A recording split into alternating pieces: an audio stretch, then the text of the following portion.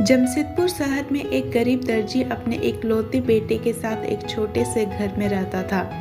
उसका एक सपना था कि उसका बेटा बहुत अच्छी पढ़ाई करके एक अच्छी सी नौकरी करे। इसलिए उसने तय किया कि उसके बेटे को सबसे अच्छी शिक्षा मिलेगी, चाहे उनकी वर्तमान स्थिति कैसी भी हो। पिता दिन रात मेहनत करता और अपने बेटे को पढ़ाई का खर्चा उठाता। बेटा भी खूब मन लगाकर पढ़ता। एक दिन पिता का सपना सच हो गया। बेटा पढ़ लिख कर बहुत बड़ा आदमी बन गया और वह अब शहर की सबसे अच्छी कंपनी में CEO था। एक दिन बेटा अपने बड़े और आलीशान ऑफिस में बैठा हुआ था, तभी उसके पिता उसका ऑफिस देखने आए। बेटा अपने ऑफिस की शानदार कुर्सी पर बैठा हुआ था। पिता का देख बेटा खुश हो गया और अपनी कुर्सी से खड़ा हो गया।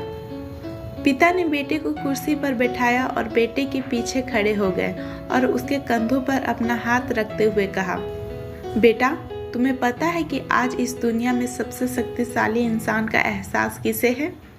पिता आगे कुछ और बोल पाता, तभी बेटे ने कहा, पिताजी, मैं हूँ सबसे शक्तिशाली इंसान।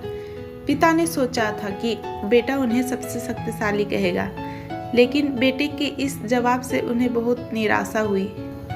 ठीक कहा बेटा।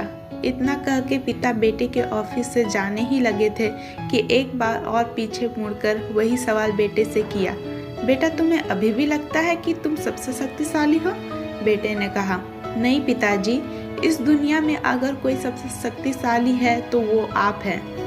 लेकिन अभी तो तुमने कहा था कि तुम ही सबसे शक्तिशाली हो, पिता ने कहा।